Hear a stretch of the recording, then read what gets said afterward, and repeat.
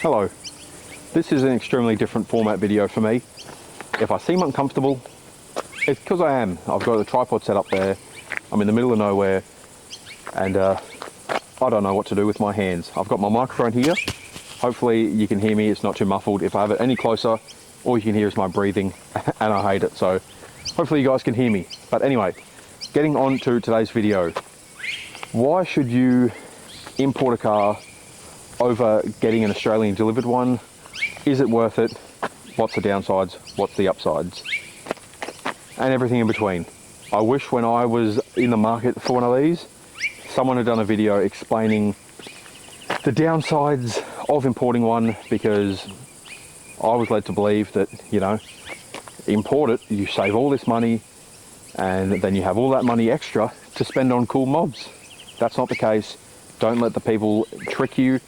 Yes, I'm sure that there has been people that have imported these, have never had an issue, have had nothing but success in their GTR story. However, it's not that realistic, and I'm going to touch on why. So, straight off the rip, I'm going to be very transparent in this video. I don't care about possibly hurting the feelings of the person I bought the car from. That relationship has been severed. This isn't a video to diss them. It's just purely a very transparent video on what I wish I had have done different, or what I wish I had have known when I was trying to buy one of these. So first things first, this is a 2007 Nissan R35 Gtr Black Edition. So it is the top of the range, if you will. It had a little things here and there done. It's on coilovers. It has aftermarket headlights, tail lights. It has a Y pipe, which all of these things are bloody expensive. So yeah, they're only little, but parts for this are just extremely expensive. So it's nothing, it's not a crazy build.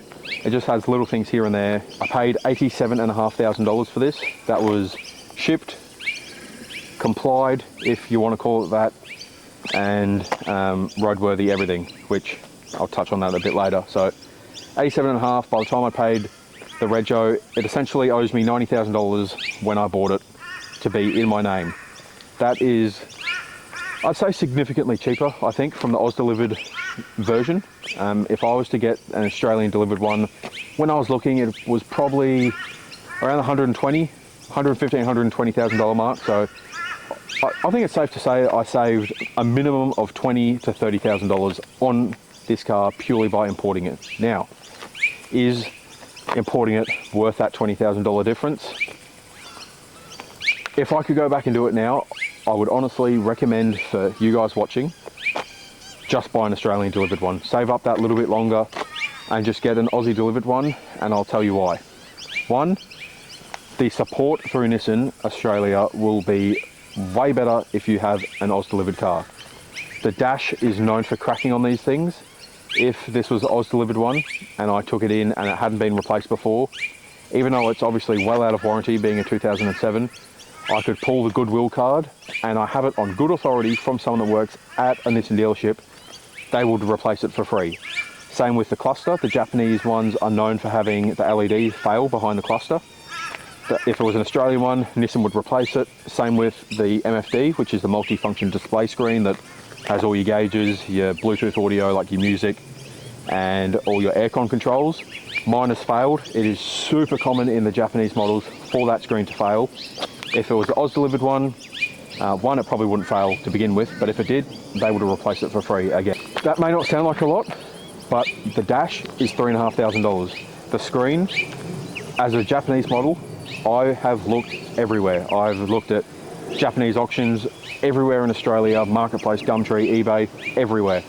You cannot find them unless you're either going to buy another broken one or buy it from somewhere and pray that it actually is working, which it probably won't be. So for you to replace a Japanese model screen, which is the predicament I'm facing at the moment, it's not as simple as getting an Australian delivered one, because they just had to be a pain. The connectors aren't the same. So for me to get this screen fixed, if I want to keep it OEM, I have to take all the dash out, take the whole system out, ship it to Sydney, and then spend $3,500 to get a new one and put it all back together. So dash $3,500, screen $3,500. I don't even want to know what a cluster is, but I mean, probably between them, you're looking at about 10 grand. By the time you include labour, you're probably over 10 grand, to be honest, between those three things. And Nissan Australia will do it for free if you have Oz delivered. So you're almost halfway there on the money that you saved anyway. Of course, that is assuming that they are going to go wrong. There is no guarantee that it will fail. There's no guarantee it won't fail. It is just a risk you take. The glue underneath the dash and anywhere else that there is glue, the glue is different. The Japanese model isn't made to handle our temperatures. Same with the radiator. 5 days into owning this car, it exploded on me. I was doing a pull and coolant went flying over the windscreen. I was told the same thing from a mechanic, but it is a 16-year-old car at the end of the day.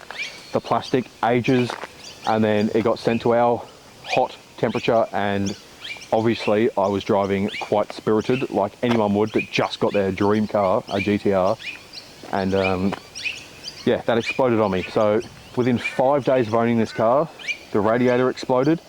The aftermarket immobilizer that was installed completely failed while it was on the tow truck getting sent to get the radiator fixed.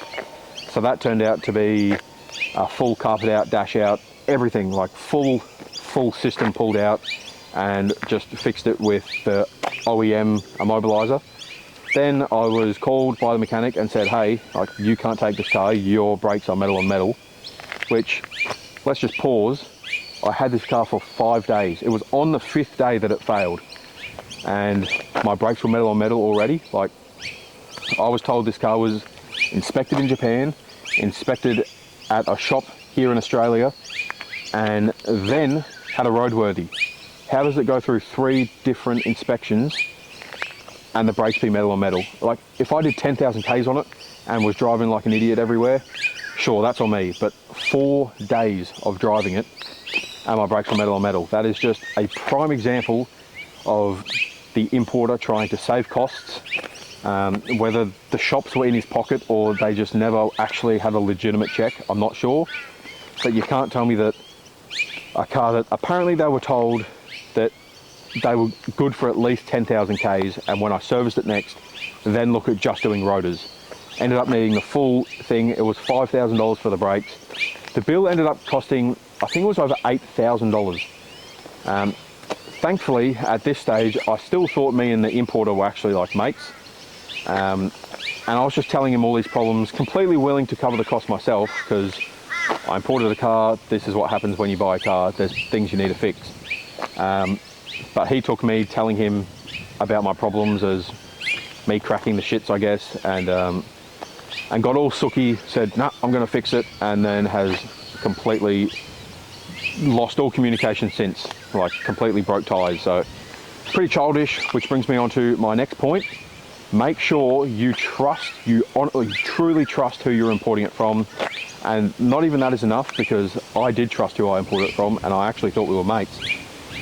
Just ask everyone. Go back through old sale posts, see who it was sold to, ask around, do your research, people, because you can be best friends with this person, and as soon as your money is in their pocket, it's your problem to deal with it, and you're left with potentially a shit car, a broken car, or whatever that may be. So seriously, do your research. I didn't. I sort of just trusted this guy. He sells GTRs every week, you know. If he's still selling them, he must be good, right? No, it isn't always that circumstance. So really make sure that you've done your research.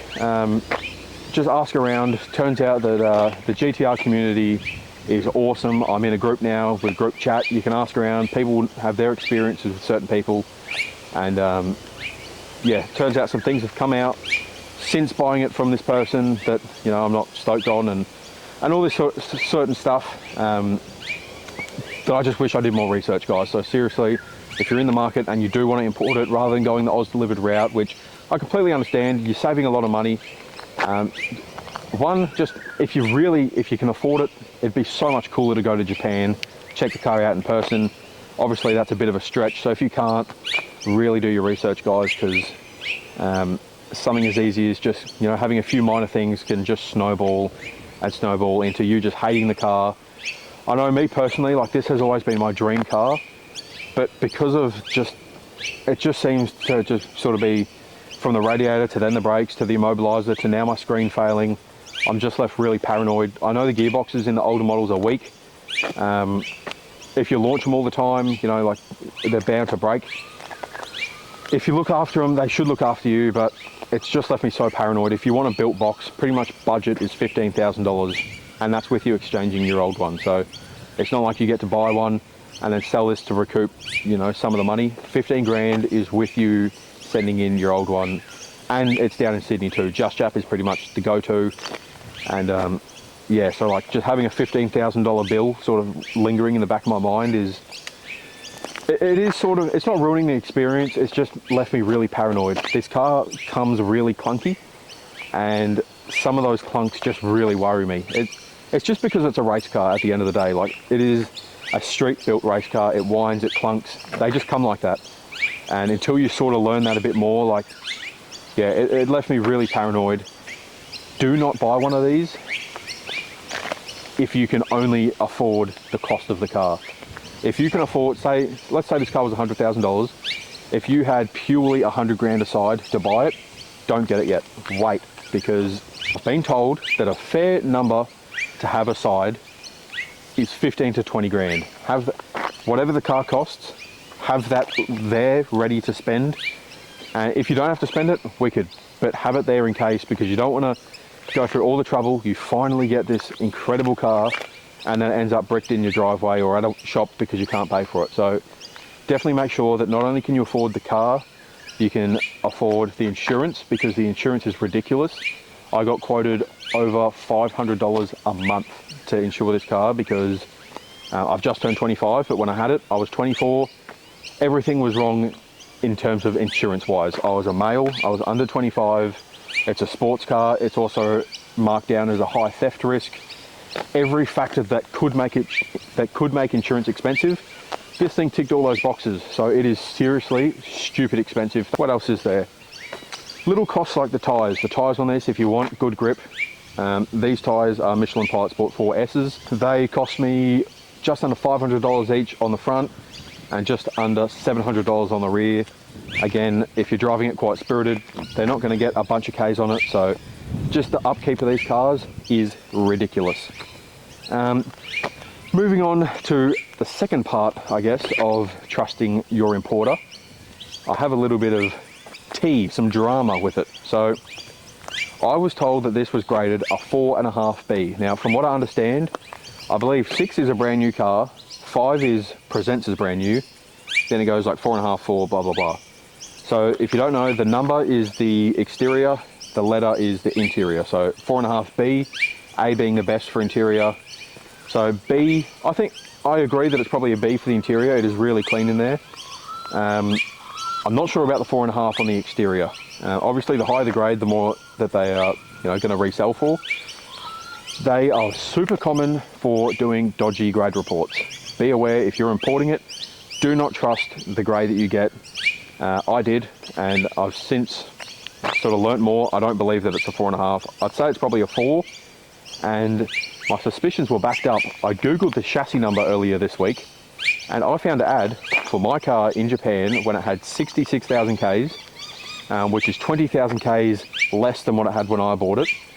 And sure enough, it was graded a 4. It was the exact same. The way I got it was how the car was in that ad. So obviously whoever bought it in Japan drove it for 20,000 Ks and then decided to resell it. For what reason, I'm not sure. I couldn't find the auction for the car when I bought it from my importer. I couldn't see it then. I know I bought it from the importer. The importer bought it from a dealership in Japan. So I couldn't find any of the records where that dealership bought it. But yeah, I found an ad. It was in 2020.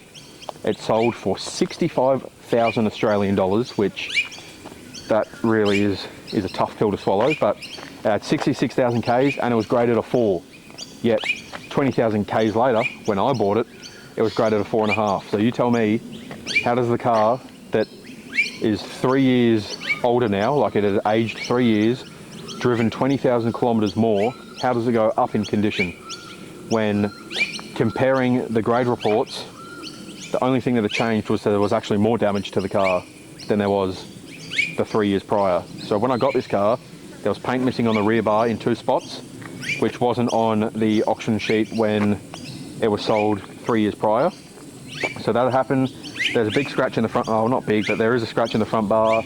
There is a tiny little bit of paint missing on this pillar here, like right under here, there's a tiny little line, which these just, you can replace fairly easy, but there is paint missing there. And just little things, but yeah, it just doesn't make sense. How does it go up? Obviously, I think the auctions, for one, can be, you know, a bit of money-making business for the people grading them. Whether or not that happened in my case, I'm not sure. It could have just been a real friendly guy that was in a good mood. It just comes down to who you get to grade your car, I guess, and how they're feeling that day. But yeah, definitely don't trust the grade you get.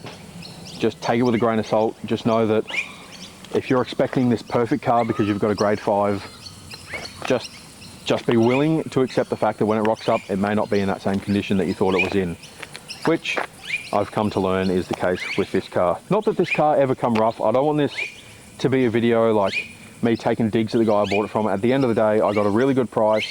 I got what I think is a really good car. It's just unfortunate that all these things went wrong, and now I've just been left in the dark since that very first drama, which, whatever, it's a friendship just turned in purely to a business transaction. Whatever, I've cut ties, he cut ties, whatever, it doesn't matter. But yeah, just, I don't want you guys to be in a position where, you know, you save up all this money, you get your dream car, and then you're left high and dry, and you don't have the funds to get it back on the road for quite some time. So I'd just rather make a video like this, because there wasn't one when I was looking, just expressing what can go wrong. That essentially is it for this video. I just wanted to make a quick one, just for anyone that's in the market, things to be aware of. So a quick recap, make sure you're getting a fair price, make sure you can afford that, plus you have savings aside to fix what not inevitably will go wrong, but that could be wrong or go wrong fairly soon. Do preventative maintenance, make sure your brakes are fine, maybe look at getting your radiator replaced anyway, so you know you're not going to have drama and be stuck on the side of the road like I was. Just do a really thorough check. Car VX, it's not sponsored or anything, I just did a check on my car, and that's how I found the old auction. It shows you all the times it was sold, the grade reports that came with it, all of that sort of stuff. So definitely check out a report. It's not too expensive, I think it was like 35 bucks. And yeah, just do plenty of research on the person you're buying the car from. It could save you literally thousands of dollars, or potentially even $100,000 if you get a complete bomb. So yeah, do your research, guys. It is really important. But if you are buying one, I wish you all the best. And yeah, once you get yourself one, because I know you can do it,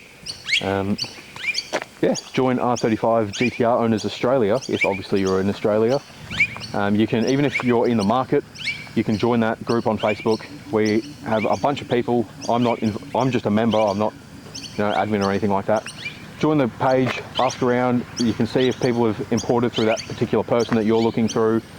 And yeah, just the amount of information you can get from people that have been dealing with GTRs for years and years is awesome. So yeah, you have another little bit of expertise in the GTR community. You can bounce off and ask questions and get wheel specs. I know when I was looking for wheels, I didn't exactly know what specs to get. You can find all of that through these Facebook pages. It's essentially just like the old forums. But yeah, you've just got over 1,000 people wanting to help out. So good luck on the hunt in getting yourself a GTR. You won't regret it. That's the thing. After all of this, I do not regret buying this car. I'm absolutely in love with it, especially now that it's wrapped, which if you haven't seen that video, check out the last one. I got this car wrapped. It looks incredible. So check that out. I wish you all the best on your hunt for a car. I hope you enjoyed the video. If you did, smash the like button, leave a comment below and subscribe. And I'll see you guys in the next one.